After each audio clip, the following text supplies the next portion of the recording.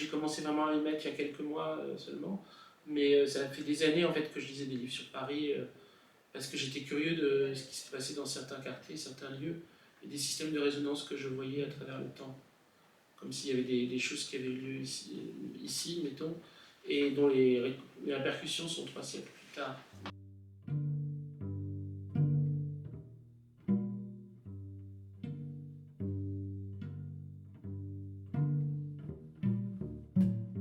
Pour l'instant, ça s'appelle Paris des profondeurs. C'est très beau. Merci.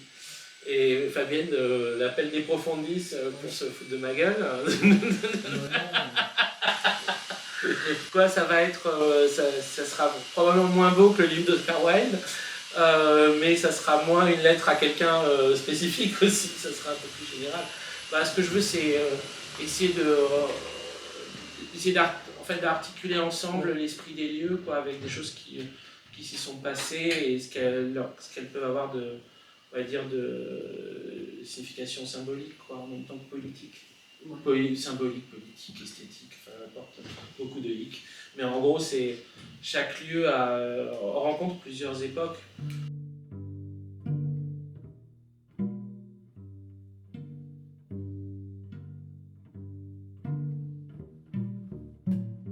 Dans ce livre sur Paris, je vais parler des choses qui comptent pour moi dans Paris, et parmi les choses qui comptent pour moi dans Paris, il y a l'art, le dessin, et il y a toi.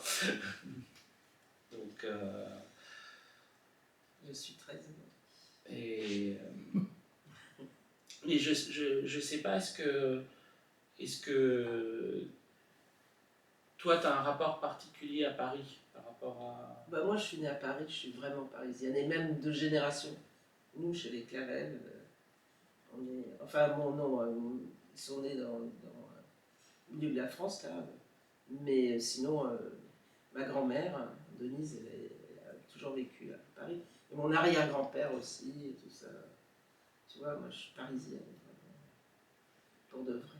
Et tu n'as jamais vécu ailleurs? Non. Non, je suis vraiment une parisienne, hein, c'est sûr. Et j'en suis fière, d'ailleurs. Par contre, je m'en fous un peu de la Tour Eiffel. Mais, bon, à part ça, oui. Et rive gauche, en plus. Oui. Bon, il y a des endroits que j'aime bien, Gambetta et tout ça, j'aime bien aussi. Ouais. Mais tu veux pas vivre sur la rive droite? Non, j'aime pas trop la rive droite. À part Gambetta et tout, mais c'est pas vraiment la rive droite quand je parle du 8e, 9e. Tu m'avais raconté que, de toute façon, déjà ce quartier-là, ton père y allait aussi pour aller chez Georges. Ben oui, de toute façon, en plus, on était de Saint-Germain-des-Prés. Quand j'étais petite, j'habitais déjà à Saint-Germain-des-Prés. Après, on a déménagé un peu avec ma mère et mon beau-père, mais quand j'avais 7 ans, on était rue de l'Échaudé et rue du Vieux-Colombier, on habitait. Donc, vraiment, j'étais du 6e en plus. Je fus un enfant germano-pratin. Vraiment. Rue de l'Échaudé, c'était la rue où il y avait le Mercure de France, à l'époque de Jarry. Et oui, donc, mais t'étais pas né à cette époque-là. Ah non, mais par contre, il y a toujours un morceau de la chimère au début de la rue. Tu sais, cette chimère à tête cassée. Ouais, oui. Elle y est toujours. Elle y est toujours. Ils n'ont jamais reconstruit sa tête, mais elle était déjà cassée, je crois, la chimère, à l'époque de Jarry. Hein.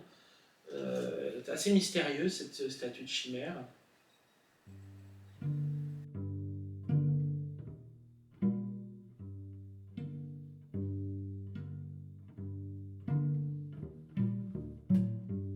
Mon père, il allait en effet chez Georges déjà.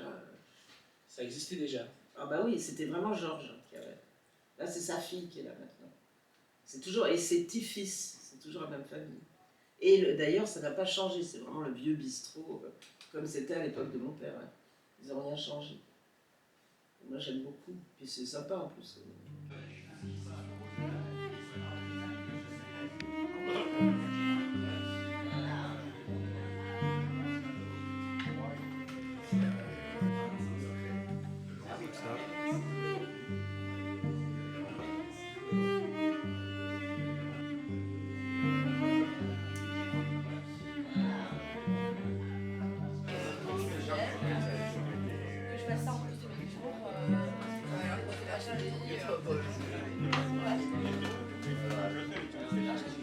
Clavel, on l'appelait Clavel. Et Claude Clavel, à l'époque, il travaillait chez le chanteur Charles Trenet.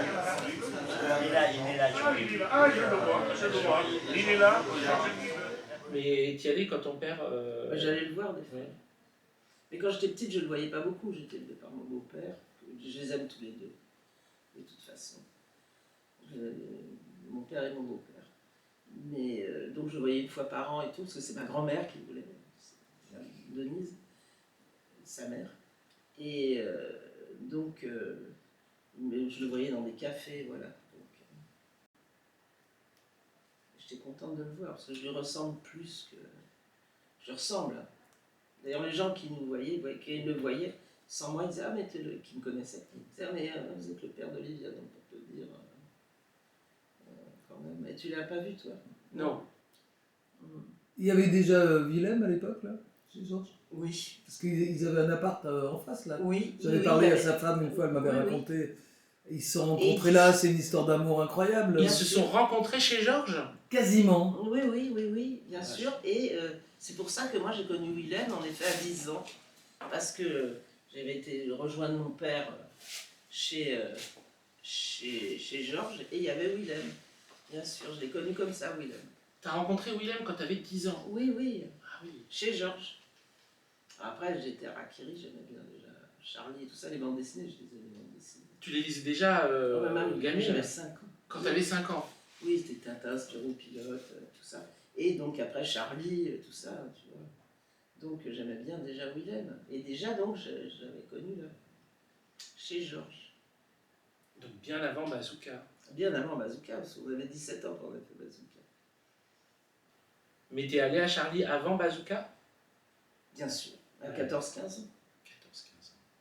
J'amenais mes bandes dessinées à Volinsky, parce que c'était le rédacteur en chef, de Charlie Mensuel. Et il m'a jeté pendant un an, puis au bout d'un an, il m'a dit, bon ça va, je prends tes bandes dessinées. C'est bon. Parce qu'il disait, mais va te marier, va faire des enfants, et tout ça. Et je revenais la semaine suivante, pendant un an.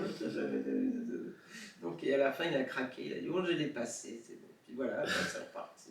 Ils aimaient bien les femmes, mais pas trop dans le travail, quoi. Ouais, mais bon, moi je me souviens, il fallait pas y aller après 6h, 7h du soir. Enfin, on pouvait y aller, mais pas ça. Oui, c'était bien bourré, et puis il y avait un peu des putes. Tu vois, vraiment. Donc, mais avant, sinon, avec moi ça allait, mais moi je n'étais pas le genre qui leur plaisait. Donc, enfin, dans le genre meuf. Tu vois. Donc, oui, voilà. C'est sûr. Donc, voilà quoi. Il y avait eu une dessinatrice dans les premiers à Rakiri, Hopf. Oui, je crois que tu m'en as déjà parlé, mais alors moi je suis quand même arrivée après. Bien Elle sûr. devait vraiment être dans les années 60. Ah oui. Parce que. Je me demande si c'est pas une Allemande. Hopf. Mais j'aurais pas su si Delphine m'avait pas parlé, parce que c'est des numéros que j'ai pas. Hein. Bah oui, c'est ça, c'était avant nous. Hein. C'est bah oui, c'est années les 20 60. premiers numéros, si tu veux. Ils doivent coûter, je sais pas quoi, 1500 € la pièce. Et puis une autre, là, ça, celle qui écrivait, je me rappelle plus qui était ça. Sylvie Caster. Et Sylvie Caster, voilà, on était avec nous deux Qui Ouais, a quasiment. été une copine de Bowman aussi. Oui, Sylvie. oui, moi j'aimais vraiment bien, je sais pas ce qu'elle est devenue. Mais... Écrit toujours. Elle est là. Oui, elle écrit où, donc, quoi dans Charlie Hebdo? Non, dans Ciné Mensuel. Ah oui, dans Charlie Hebdo, c'est nul maintenant. Mais cinéma mensuel, c'est moyen aussi, mais bon, c'est un peu mieux.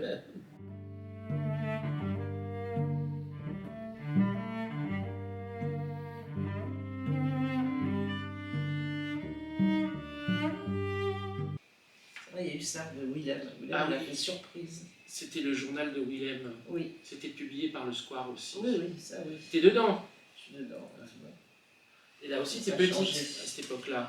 Oui, c'était. La télé, juste, c'est le début de télé. C'est le début de télé. C'est une de tes premières publications, Olivia? Surprise. Non. Non. C'est 76. Donc t'étais dans Actuel. C'est Charlie. 76, Ouais. surprise déjà. 76. Tu te rends compte? Oui, mais alors c'était, oui... Puis t'es petite là. C'était le début de Bazooka, là, en effet, mais déjà, oui, j'étais petite. Enfin, bon, j'avais 14-15 ans, quoi. Oui. Comme ça. 15 ans, 16 ans, dans ces eaux-là, quoi. Ouais. C'était le journal de Willem aux éditions du Square. Ça, c'est Olivia. Oui. Oui, mais je me souvenais pas que c'était si vieux. Bon, les gars, ce nouveau quartier grouille d'ennemis. Il ne faut pas croire qu'il en reste un vivant. Je suis doux comme un agneau et bon comme le pain.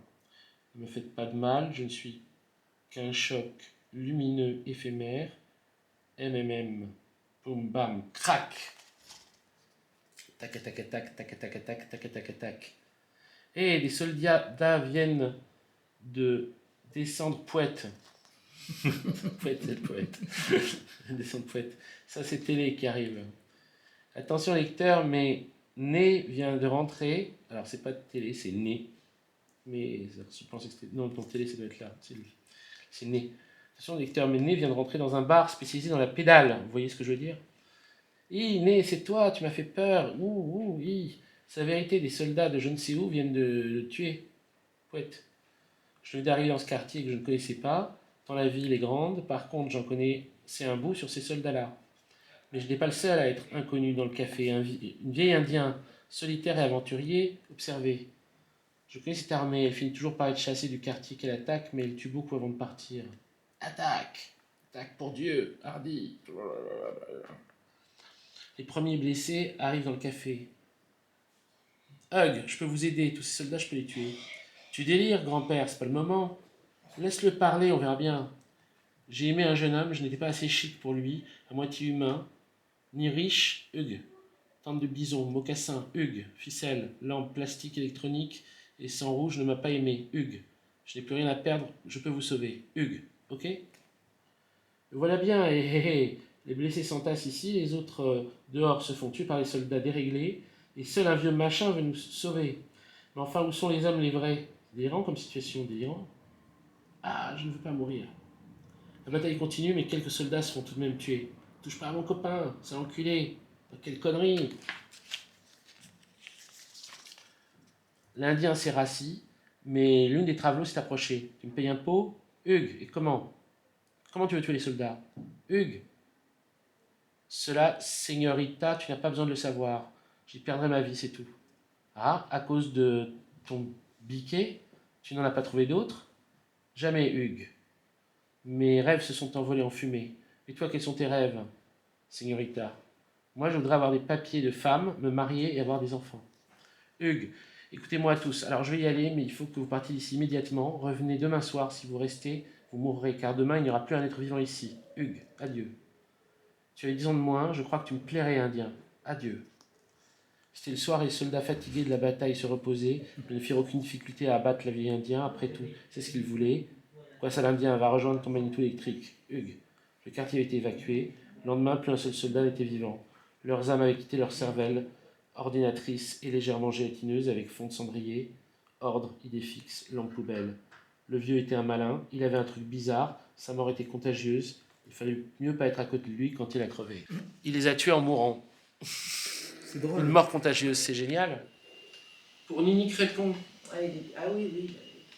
C'était ton ami. Oui. C'était mon ami. Et maintenant, il est sur l'île de Gouin. Une autre, non. Ah, Il il est sur une île aussi. L'île Dieu. Non? Nini Crépon. Genre là, ouais. Tu connaissais les Mirabelles? C'était le groupe qui faisait Ah, c'est ça, les à Avignon. Parce qu'on a travaillé avec Azertiop au théâtre en rond à Avignon quand on était petits. Ah, t'as travaillé avec Azertiop aussi? Oui, on a travaillé avec Azertiop. Déjà avec Kiki et Loulou et tout ça, et donc on a.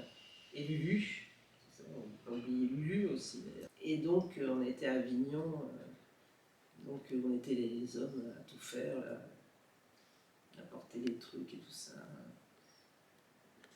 Genre, à les mettre, à donner les papiers pour les pièces dans la rue, plein de trucs comme ça. D'Azertiop. Guénolé, Azertiop. Ouais.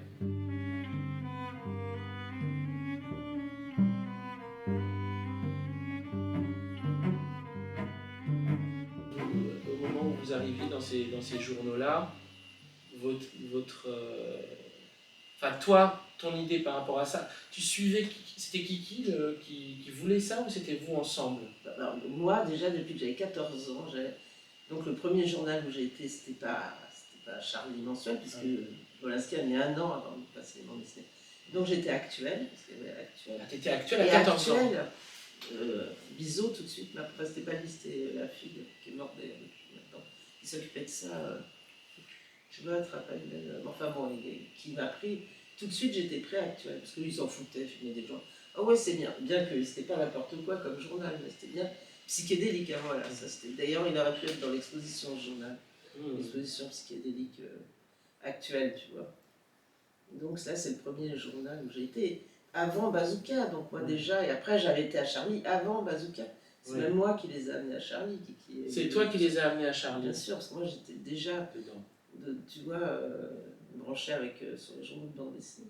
Parce que je lisais des bandes dessinées depuis que j'avais 5 ans et je voulais faire de la bande dessinée dans ces journaux-là.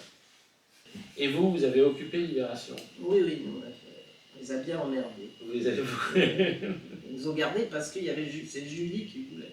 Parce que sinon, ils nous détestaient les 3/4. Alors, Kiki faisait tout pour. Qu'est-ce qu'ils faisaient pour? Mais ils avaient les cheveux longs et tout, ils venaient avec des ciseaux et puis ils les couraient après pour leur le mec il se sauvait. Ça allait tout le temps en merde. Et une fois, je sais plus ce qu'il a fait. Ah oui, il s'est fait carrément casser la gueule par un journaliste libé carrément, quoi. Alors, il s'est sauvé sous la table, nous aussi, on ne bougeait pas. Ah ben c'est ça avec qui d'ailleurs j'aime bien en plus. Hein. Il avait pété les plombs, c'est ça qui est black, enfin des îles, je sais plus comment il s'appelle, qui était à Libé. Enfin bon, donc évidemment après, le lendemain, Kiki est revenu lorsqu'il avait rien eu, un pansement autour de la tête, le bras dans le plâtre et tout comme ça. Il est venu se mettre devant l'autre, le mec qui avait super la honte, il disait ah bon, j'ai fait ça, moi. Et puis après, il a sorti un pistolet, c'est un faux.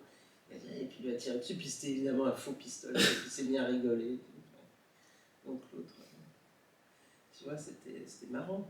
C'était marrant comme époque, c'est sûr. Il y avait plus de journaux. Ouais. Moi, j'ai fait couverture du Nouvel Obs. C'était l'autre, le directeur qui est mort, je pense. Jean-Daniel? Oui, Jean-Daniel. Je sais pas s'il est mort ou pas mort, Jean-Daniel. Enfin, si, il est mort, oui. Oui. Je pense. Mais bon, donc, oui, on a été dans presque tous les journaux. Hein. Bah oui. Il y avait l'Humanité aussi qui était assez. Et on a aussi dessiné, mais dans l'Humanité jeunesse, vrai, il y avait un supplément qui était bien, oui. Ouais, pour la jeunesse. Pour la jeunesse punk. La jeunesse communiste. Jeunesse communiste. Non, ils n'aimaient pas trop les punks. Alors, ils nous regardaient comme ça, les vieux militants. La jeunesse dégénérée, c'est oui, pas l'Humanité. Ils sont hyper straight. Ouais.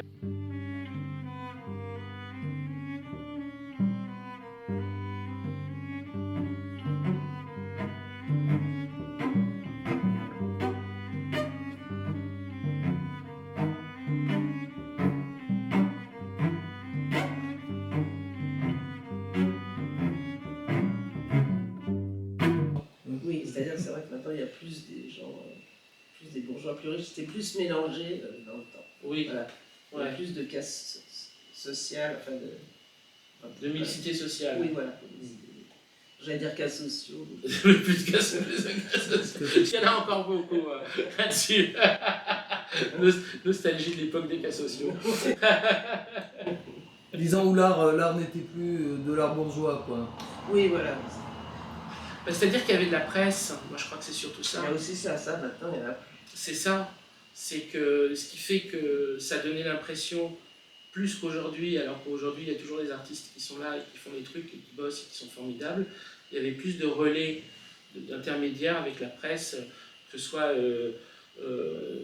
Charlie, L'Écho, Métal, Zoulou, Vipère, Libération. Libération était vachement important à l'époque. Ouais. Hein. Ouais. Donc toi, de toute façon, à cette époque-là, ta question, c'était pas de pas aller dans les expos de peinture et de rentrer dans la presse, tu étais déjà dans la presse. Ah oui, moi j'étais... Je faisais des bandes dessinées, je faisais pas de la peinture. Après, j'ai fait des bandes dessinées, des peintures, en gros, des cases en grand. Qu'est-ce qui a fait le basculement vers la peinture? C'est-à-dire les bandes dessinées, je ne trouvais personne, il n'y avait pas d'éditeur ni rien, ça va. Et puis comme ça, j'aime le noir et blanc, parce que c'était en noir et blanc, mais j'aime autant la couleur et j'avais envie de faire du fluo, et voilà. J'avais aussi envie de faire de la peinture, donc... C'était un mouvement aussi, c'est l'air du temps, c'est-à-dire Oui, que aussi, tous des ces années artistes-là, 80, où ils venaient du street art, où ils venaient de la bande dessinée, et ils se sont tous mis à faire des toiles tout à coup. c'est pas pour ça qu'on gagnait sa vie avec... Autant pas avec les bandes dessinées, mais autant pas avec la peinture. Alors un peu plus à des époques, vraiment j'en ai un qui s'appelait Christophe, un galeriste, là, mais il était Matignon. atypique, oui, à vous Matignon. mais il était Où atypique. était Francky là aussi? Où était Francky, ouais. C'est Francky qui l'avait trouvé d'abord. Ouais, absolument. Ouais. Il a gagné pas mal d'argent, Francky, il a dansé. Oui, ça marchait super bien. Un mec assez drôle, quoi. Oui, atypique, c'était genre... il fumait des joints tout le temps en bas. Il n'avait pas du tout le genre de l'avenue Matignon, alors vraiment pas du tout. Mais il avait l'entre-gens, par contre. Mais par contre, il savait bien vendre, il avait une clientèle, il avait bien assuré. Ouais. Mais le mouvement, il est en ce sens-là, c'est-à-dire que moi, c'est ça que j'arrive pas très bien à saisir, c'est que j'avais l'impression que vous étiez des personnes qui venaient des beaux-arts, donc qui vous destiniez normalement au musée, qui avaient déserté les musées ou les galeries pour aller dans la presse. Ah oui, non, mais enfin, bon, moi je voulais aussi faire de la bande dessinée, ça, mais Kiki et Loulou, mais surtout Kiki, ne voulait pas aller dans les établissements, il n'allait pas pour un peintre. Oui. Maintenant, ce qu'il fait, mais bon, à l'époque, il disait c'est nul les galeries et tout ça, moi j'irais jamais. Je mettrais des dessins dans une boucherie plutôt, toi, genre, Kiki, quoi. Et donc, voilà, non, t'es pas du tout branché galerie. C'est ça. Et d'ailleurs, moi non plus, à l'époque, puisque je faisais de la bande dessinée. Oui. Et les galeries ne faisaient pas des bandes dessinées à l'époque. C'était pas du tout genre. Il y a beaucoup de galeristes qui sont absolument pas. Les trois quarts sont pas intéressants, même encore maintenant, les galeristes, de toute façon. Ils sont hyper straight. Ils pensent plutôt à voir ce qui peut se vendre et nous, c'est n'importe quoi.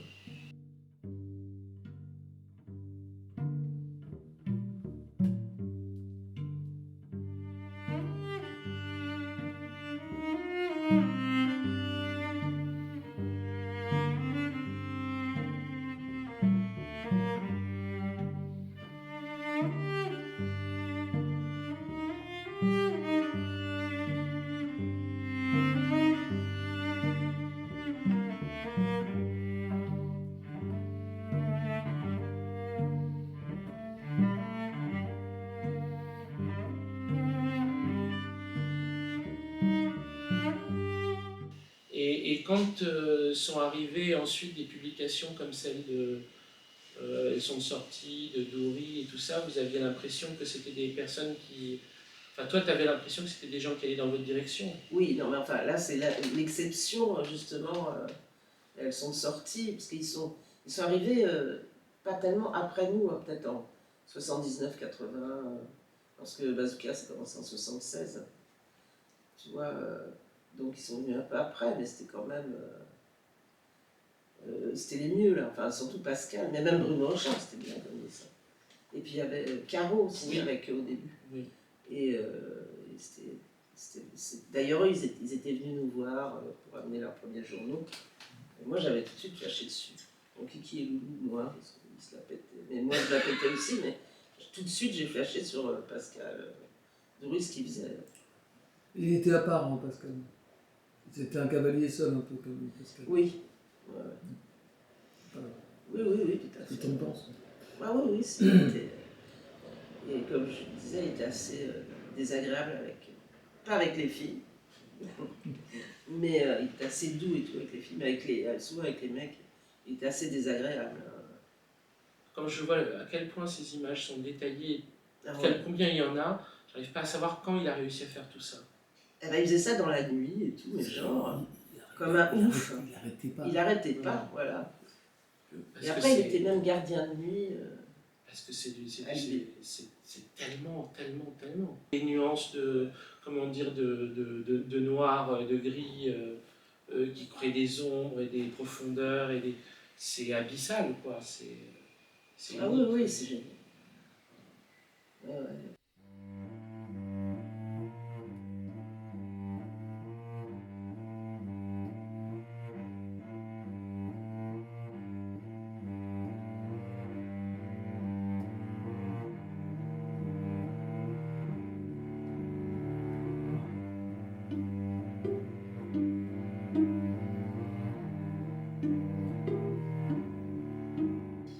Et vous avez dessiné ensemble, en plus. Oui. Oui, oui, j'en ai des dessins ici. Ouais, tu me montreras tout à l'heure, ça m'intéresse. Oui, oui. Vous avez fait des trucs ensemble. Comme j'ai un pion qui m'a dessiné, j'ai des dessins de pion. Bah, qui a fait le portrait de télé, qui est vachement bien. En style wabi, là, dans l'entrée. Il est super beau, ce pion en style wabi. Hyper fort en style wabi, le pion. Et là, aussi précis, je veux dire que Pascal, moi, c'est mes préférés. Là. Oui. Pion et Pascal.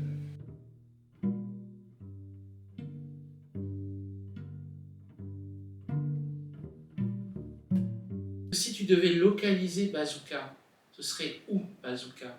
Parce que comme Harakiri, on dit rue des Trois Portes. Ah, Le oui. Bazooka, ce serait où?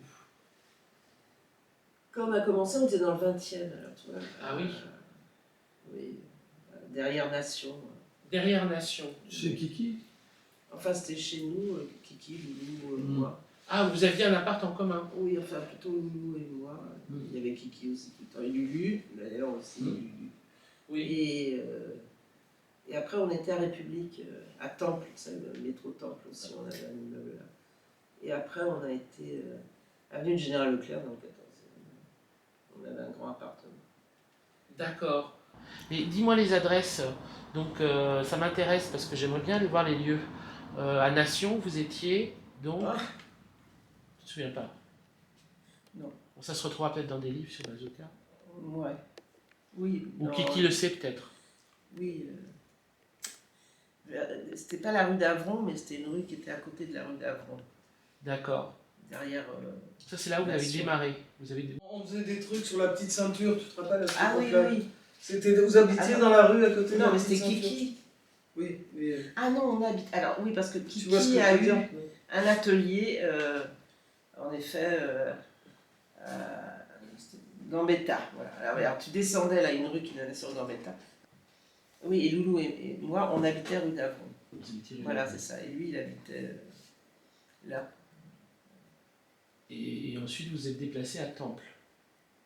En groupe. Et après, on était à Temple. Lulu, je sais plus où il habitait. Ah, oui, il avait la chambre de bonne de sa tante. C'était un mec bien. Il avait été traumatisé quand même par sa famille. Celui, il avait été à la Flèche. Tu sais, son père, c'était un aviateur qui était mort pendant la guerre d'Algérie. Algérie. Oui, oui. Il était dans des écoles comme ça lui ressemblait pas du tout. Ouais. C'était vachement différent de là où toi tu étais Oui. et même Kiki, c'était différent.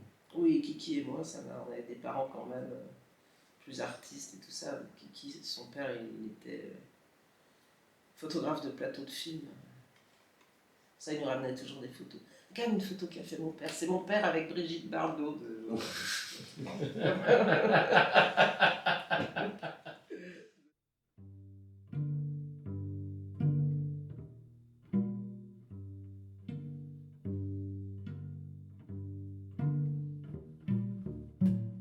Ici, c'est incroyable parce que, par exemple, bon, tu es en une rue parallèle à la rue où ils ont inscrit le bateau libre. Oui, absolument. S'ils l'ont inscrit, c'est parce qu'ils ont eu l'idée La que rue comme il l'a prononcé la première fois à Paris dans un café de poète, place Saint-Sulpice. Oui, puis il a dit je pisse sur les murs de Saint-Sulpice. Voilà. Il a dit ça vraiment. Donc ils ont imaginé que le poème il était parti comme ça, il s'est collé sur la rue. Mais il a pu partir aussi dans la rue parallèle. Voilà, c'est Vendôme. Et trouver une forme aussi de continuation dans tes tableaux. Hein. Oui, oui. Je sais pas, moi j'ai toujours. C'est pas rationnel, mais de toute façon, quand je voulais écrire le livre sur Rimbaud, c'était en fait, dans l'idée d'écrire un livre sur Rimbaud, c'était l'idée d'écrire un livre sur ceux qui, pour moi, sont en relation avec Rimbaud. Donc, il y avait toi, il y avait les films de mon ami réalisateur Bertrand Mandico. Et pour moi, il y avait quelque chose de Rimbaud qui. Mais c'était Rimbaud aujourd'hui, quoi. C'était le. Comment moins Rimbaud et son temps que Rimbaud pour après. Mais pour moi, c'est une résonance que tu te retrouves là, pour ça. Moi, quand j'avais 14 ans, j'étais fan de Rimbaud. J'aimais beaucoup la poésie Baudelaire, tout ça, enfin cela, et Rimbaud, bien sûr. Parce que c'était l'ado rebelle et poète, en plus. L'exemple pour les adolescents, c'est sûr.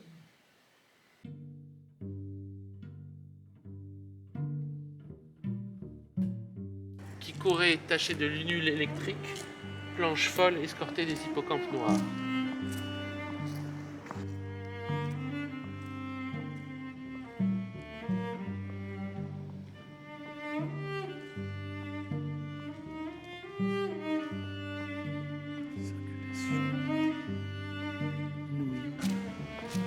Et il pleut. Ah, j'adore celui-là. J'adore celui-là, Moi il aussi. est complètement dingue. Bottom. La réalité étant trop épineuse pour mon grand caractère, je me trouvais néanmoins chez Madame, en gros oiseau gris-bleu s'essorant vers les moulures du plafond et traînant l'aile dans les ombres de la soirée.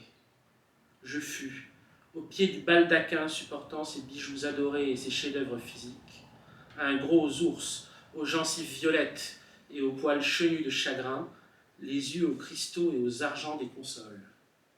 Tout se fit ombre et aquarium ardent. Au matin, aube de juin batailleuse, je courus au champ, âne, claironnant et brandissant mon grief, jusqu'à ce que les sabines de la banlieue vinrent se jeter à mon poitrail. Ouais, C'est incroyable. Je sais pas ce qui est, mais tout est trop, quoi. c'est beau, hein. Ça fait plaisir d'en entendre. Et les silences traversés des mondes et des anges. Ah oui, c'est bien. Non, mais c'est beau. Et tu vois, ça ne se démode pas une seconde, c'est vraiment profond. Ça reste toujours. Et tu le lis bien. Ah, je te remercie, mais je sais jamais trop comment lire. Et on t'a jamais proposé de faire genre une édition illustrée des Illuminations? Je crois pas. Ce serait génial. Un beau livre, tu sais, comme un club du livre, comme ça, relié, étoilé, avec une peinture par poème. Moi, j'aimerais bien ça. Si j'arrive à convaincre le club du livre. C'est la maison d'édition. Ou je sais pas comment ça s'appelle. Tu sais, ces beaux livres reliés. Topor en a fait plein comme ça. Les Marcel Aimé, des choses comme ça. Tu vois, ce genre de livre illustré.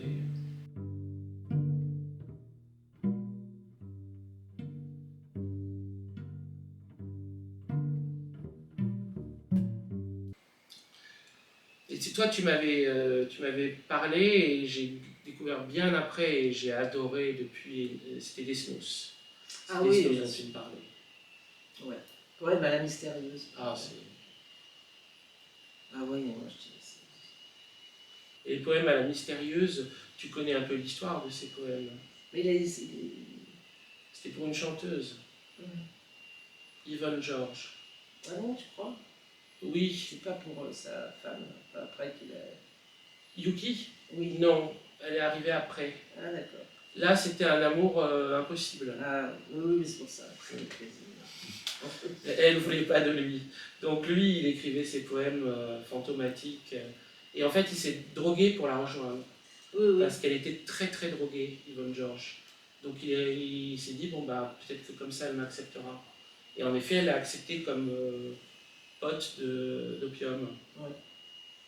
Oui, mais les surréalistes, ils se défonçaient à un moment, de toute façon. Ils ont fumé du hashish, je sais plus. Bon, ils ont tout fait. Oui.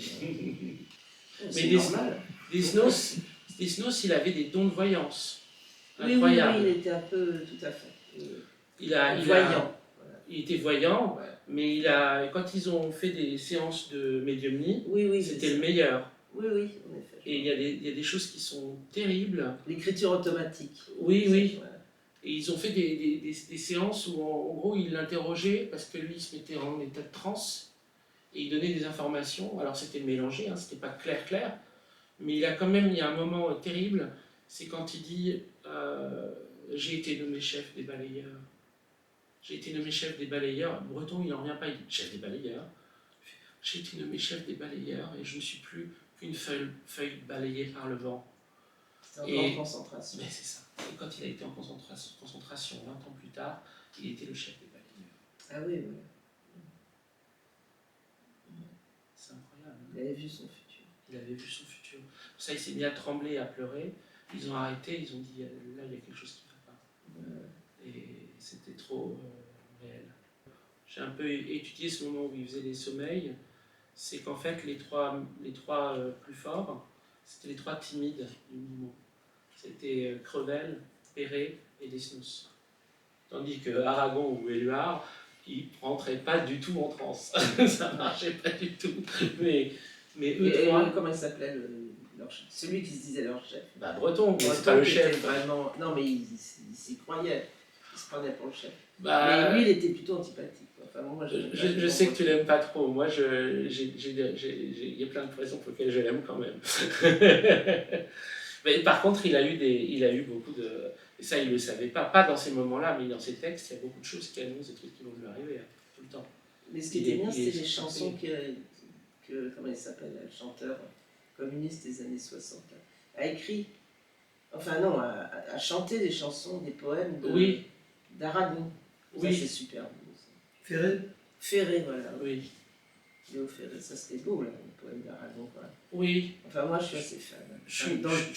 Je suis moins fan d'Aragon, mais c'est pas grave. Ils sont mieux chantés que. Oui, voilà, que en lui, chanson, oui, c'est par Léo possible. Ferré, ça marche bien en chanson. Oui, voilà. Puis t'as toujours un rapport à l'invisible, parce que moi ça m'avait marqué, c'est pour ça c'était un de mes albums préférés, Télé au Royaume des Ombres, parce qu'il y avait cette dimension orphique, cette dimension où les vivants et les morts coexistent. Ah oui. Et ça c'est quelque chose que tu as toujours eu. Oui, ça continue, parce que regarde dans les peintures, il y a toujours des esprits. Il y a toujours des esprits. Ça c'est ton... Ça, c'est moi. C'est toi, c'est ton corps astral. Voilà, c'est mon corps astral. Ouais. Tout à fait. Visiter un autre monde. Qui va visiter un autre monde. Mais dans les autres toiles à la grande que j'ai fait, il y a plein d'esprits tout le temps partout. Il y en avait avec Pascal, tu avais mis Pascal Toury dans les arbres et tout ça. Oui, j'ai même vu mon père et tout ça aussi. Même ma mère, il y en a eu. Un rapport avec l'au-delà Oui, mais je ne suis pas médium ni rien. Non. Mais enfin, tant mieux, parce que après, quand tu es médium, qu'il y a des morts qui viennent te voir, à un moment, ça doit être chiant, flippant, quoi, quand même. Tu vois. Donc, non, mais plus en dessinant, ça vient. Sur la toile ou les dessins. Quoi. Ouais, ils ne sont pas là, heureusement. Non. Ils ne sont pas là, mais tu captes quelque chose. Ah oui, voilà, je capte quelque chose. Ouais. Et ben, ça doit être la distinction entre, justement... Parce que ce qui est flippant, je crois, moi, c'est quand ils chopent, justement, tout l'inaccompli d'un mort. Oui. Et donc les passions mauvaises, cette colère. Voilà. Tandis que toi, tu chopes quelque chose de leur esprit. Oui, je veux que ce soit... Donc c'est très pacifique. Oui. Donc c'est pas du tout le rapport angoissant aux morts. Oui, voilà. C'est pas... Comme Jung, lui, il était médium, Jung. Oui. Parce que moi, j'étais hyper branché sur Jung. Là. Un peu moins maintenant, mais j'aime toujours Jung. De toute façon. Parce que lui, il était médium. C'est génial. Surtout pour un psychiatre. C'est cool, je trouve. Mais lui, c'était pas cool le rapport aux morts, parce qu'ils ont foutu le barzingue dans sa maison pour qu'il commence à... Oui, lui, c'était pas marrant. C'était vraiment les portes qui claquent, les portes qui s'ouvrent mystérieusement, tu sais, tout le truc, quoi, le truc film d'horreur. Une fois, il était avec Freud, parce que c'était l'élève de Freud et tout. Après, ils sont fâchés, parce que Freud, après, il avait peur, parce qu'il était en train de parler, puis Jung s'était mis en colère. Parce que l'autre, justement, lui disait, mais arrête, ce truc-là, enfin, il n'était pas du tout mystique, Freud. Et il y a un meuble, genre, qui s'est cassé en deux. Et alors, donc, Freud, il s'est carrément évanoui de peur. Alors, et après, c'était plus trop peur. Tu vois, ça c'est un peu terminé, le truc.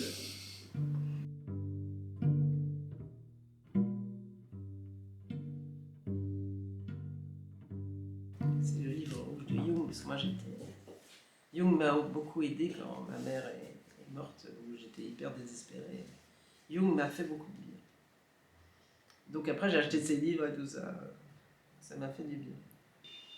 Moi, je me souviens de ses parents qui l'accompagnaient, qui étaient toujours là dans les galeries et tout ça. Ah oui, mes parents, ouais. Ils venaient toujours à mes expos. Les trois. Les trois. Et toi, tu les as connus, mes parents. Ils sont toujours présents dans. Et quand tu peins, tu peins entre les mondes. Ouais. Je sais pas, ça me vient comme ça. Au feeling. C'est une autre façon de dire. Olivia comprendra sans doute. Le titre Paris des profondeurs, en fait, Oui, c'est une allusion à Jung. C'est une allusion à Jung, en fait. Bon, c'est pas dit dans le bouquin, hein, mais c'est parce que c'est la psychologie des profondeurs. Donc c'est par rapport, il a inventé la psychologie des profondeurs en opposition à la psychanalyse. Il faisait plus de psychanalyse, mais la psychologie de profondeur. Donc c'est comme une, pour sortir, on va dire, d'une lecture historique classique de Paris, une analyse classique de Paris, hein, Paris de profondeur. C'est comme si on allait dans, c'est la manière un peu poétisante ou mystique de dire qu'on va parler d'un Paris parallèle. Mais comment donc es-tu entré, puisque la porte était fermée? Il me sourit et il me dit, t'occupe pas, donne-moi du nougat. T'occupe pas, donne-moi du nougat.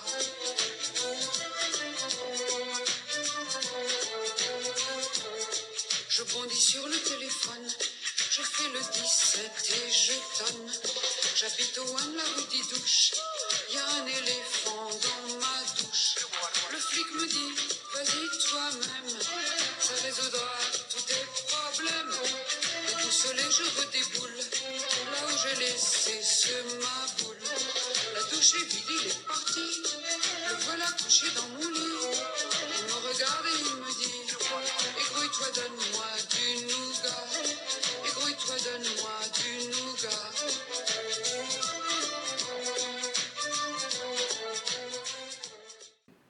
Et tu as déjà eu à te confronter à des rationalistes? Oh, bah, de toute façon, si tu parles de ça déjà, à beaucoup de gens, ils ne prennent pas une seconde. En France surtout, on est arriéré là-dessus. Pourtant, moi je suis fière d'être française, mais la seule chose où c'est pas bien, c'est qu'on est trop matérialiste. Les Français sont trop matérialistes, ils ne croient jamais. Ils se racontent des histoires, que tu as vu des trucs. L'histoire de médium, moi j'étais en voir, c'était génial. Un médium qui était hyper costaud. Et donc, voilà, là ils te rigolent. Ils ne prennent pas ça une seconde au sérieux, ils disent que c'est des escrocs. Il y en a, mais il n'y a pas que ça, il y a aussi des gens qui ont continué un feeling, qui ont quelque chose. Enfin, ça m'exaspère, le côté français. Oui, bah, toi aussi, tu as dû te faire foutre de ta gueule, parce que tu parles de ça. Tu vois, genre, dès que tu parles de ça, tu te fais foutre de ta gueule. C'est exaspérant, moi, ça m'énerve. De toute façon. Donc, j'en parle pas trop. Enfin, si je veux en parler, j'en parle quand même. Et je les emmerde. Tu vois. Non, mais c'est vrai, là, les gens ne prennent pas au sérieux.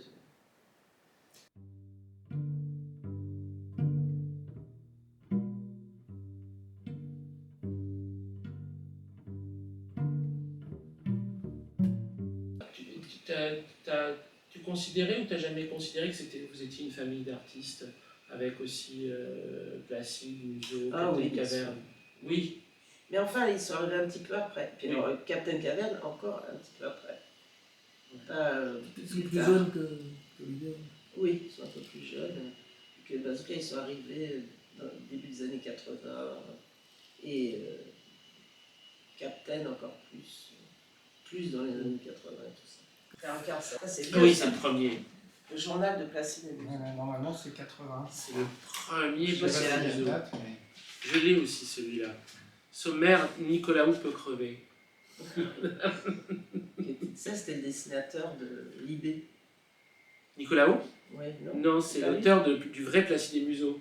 Ah, d'accord. C'est le dessinateur de Pif, donc dans Pif Gadget, enfin de Placide et Museau Poche, quoi. Ah oui, mais là ils sont tout petits les deux. Hein. C'est des tout jeunes. Oui. On ne reconnaît pas du tout leur style. Non, du pas tout. du tout.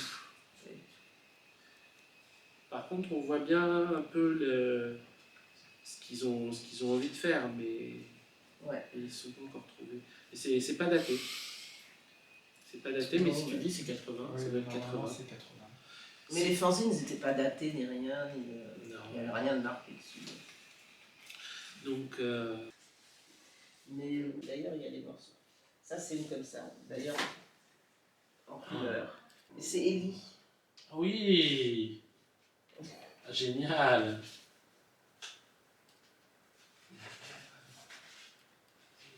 Tony Swing, pour la première fois en BD. Oui, Tony Swing, c'était. Et ça fait C'est une partie bande dessinée des dans- choses qu'il t'a achetées ou Non, pas non, celle-là. pas celle-là. Ni celle-là, parce qu'elle tourne un morceau, mais les deux autres, ces vieilles planches, c'était bien. Et celle-là, c'était collé. Ah oui, ça j'ai retrouvé, c'est un dessin que j'avais fait pour mon père. C'est 55 ans. C'est beau ça. J'avais fait les Super. personnages qu'il fait, lui, tu sais. Ces personnages, parce que mon père était artiste aussi, comme Oui, bien sûr, je connais. donc moi, j'avais fait lui. Ah, ben, bravo, c'est un carton émouvant ça. Ah oui. Et alors dedans, il y avait un Max, un original de Max. C'est Bad Ah oui. Milou, Ouais. les aventures de Bad Milou. Attends, on rencontre le chic quand même. C'était dans Vipère, le journal, tu vois. Oui, le journal Vipère. Avec Tu étais Pierre aussi dans Noir Vipère, et tout toi. ça, oui, oui. C'était les Humano. Ouais. Non. Non, mais après, ils étaient tout seuls. Enfin, ils étaient Tout seuls. Oui, Vipère. Vipère. Donc, Et oui, Pierre Rouen. voilà, c'était Max. Max, mais ouais, ouais. J'ai fait les bandes dessinées avec. Ah oui, t'as travaillé avec mais Max? je- Non, Pierre Rouen. Ah bah, il y avait des fois Max qui faisait des petits dessins dedans. Non, c'est tout. Après, C'est avec Siouxsie. voilà, c'est moi et succès. Oui. Je peux la péter, là. Oh, t'as d'autres raisons de te la péter aussi, mais celle-là est pas mal. Ah, c'est autre chose que Michel Thor. Oui, bah oui. On est d'accord. Encore avec Siouxsie et Macho Girl. Voilà, et celle-là aussi, c'est une Ah, belle super. photo, là. Oui, je lui ai offert Macho Girl. Quand Bah même, oui. la voir. Mais bon, ce qu'il y a, c'est que je parlais pas anglais, elle parlait pas français. Tu vois, Pas du tout. c'est dans le temps. Jeune télé.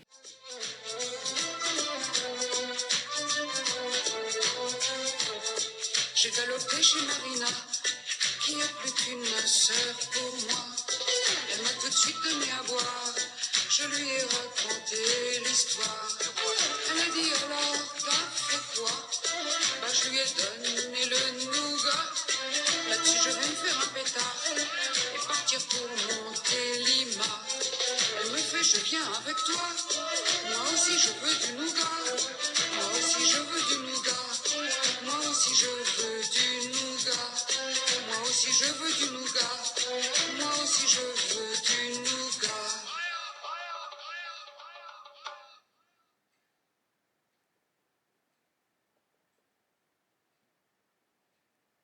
Voilà. C'est pas du tout. T'as pas fait beaucoup de choses sombres dans les tableaux. Non. Non. Il y a du noir, mais il n'y a pas de tableau qui soit sombre. C'est toujours lumineux. Oui, oui, je suis pas trop pessimiste. C'est- voilà.